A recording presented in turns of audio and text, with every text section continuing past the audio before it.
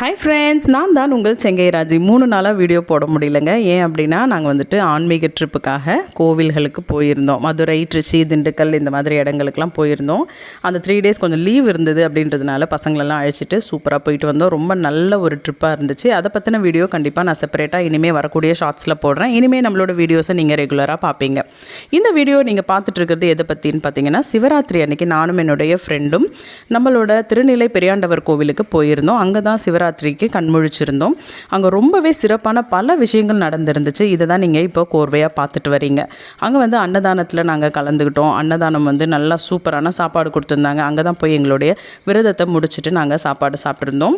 அருமையான சாப்பாடு. இந்த அக்கா பேர் வந்து மஞ்சுளா. இவங்க சூப்பராக வந்து நம்மளை ட்ரீட் பண்ணுவாங்க. அங்கே இருக்கிற எல்லாருமே ரொம்ப ரொம்ப அன்பானவங்க. கோவில் நிர்வாகம் சார்பாக நிறைய ஊர்களில் இருந்து கலை நிகழ்ச்சிகளுக்கு ஏற்பாடு செய்திருந்து இவ்வளோ மாபெரும் கூட்டம் அங்கே வரும்னு நான் நிஜமாக எதிர்பார்க்கலைங்க. இந்த முறை பார்த்தீங்கன்னா 4000 பேர்கிட்ட வந்திருந்தாங்கன்ற மாதிரி கேள்விப்பட்டேன். போன முறை பார்த்தீங்கன்னா 7000 பேர்கிட்டயே வந்திருந்தாங்க அப்படின்ற மாதிரியும் எனக்கு சொன்னாங்க. அதையும் கேள்விப்பட்டேன்.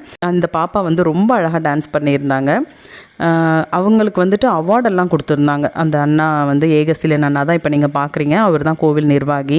இந்த குழந்தைய பாராட்டாமல் இருக்க முடியல. அந்த அம்மாவுக்கு நல்லா வந்து நாங்கள் விஷ் பண்ணிவிட்டு அதுக்கப்புறம் சுவாமியெல்லாம் கும்பிட்டு முடிச்சுட்டு அவங்கவுங்க கையாலேயே நம்ம வந்துட்டு பன்னீர் அபிஷேகம், விபூதி அபிஷேகம்லாம் ஒரு ஜாமத்தில் நம்ம அது செய்திருந்தோம். 4 கால பூஜைகளில் மாதிரி ஒரு காலங்கள்லையும் ஒரு பூஜைகளை எங்களை செய்ய வச்சாங்க. முக்கியமான இன்னொரு விஷயம் பார்த்திங்கன்னா, இந்த விளக்கு பூஜை தாங்க. காலையில் ஒரு 2:30 மணி 3 மணி வாக்கில் விளக்கு பூஜை செய்ய வச்சுருந்தாங்க. ரொம்ப பாசிட்டிவ் எனர்ஜி எங்களுக்குள்ளே வந்தது.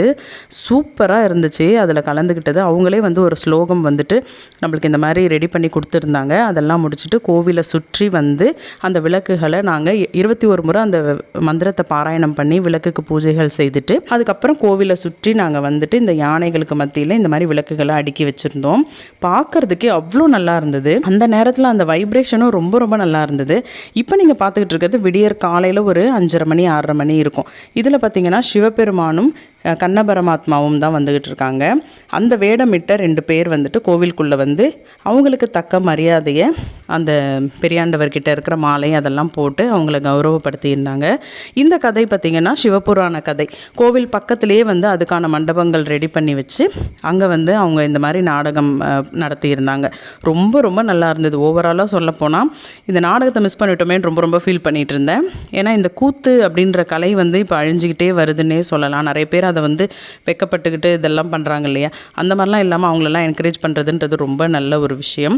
அதுக்கப்புறம் நல்லா விடிஞ்சதுக்கப்புறம் பார்த்திங்கன்னா நானும் என்னுடைய கணவரும் இந்த மாதிரி ஆரத்தி பெரியாண்டவருக்கு காட்டி முடிச்சுட்டு வீட்டுக்கு வந்து எங்களுடைய விரதத்தை அழகாக இனிமையாக முடிச்சோங்க. இந்த வீடியோ பிடிச்சிருந்தால் லைக் பண்ணுங்கள் மக்களே. தேங்க்ஸ் ஃபார் வாட்சிங். பாய்.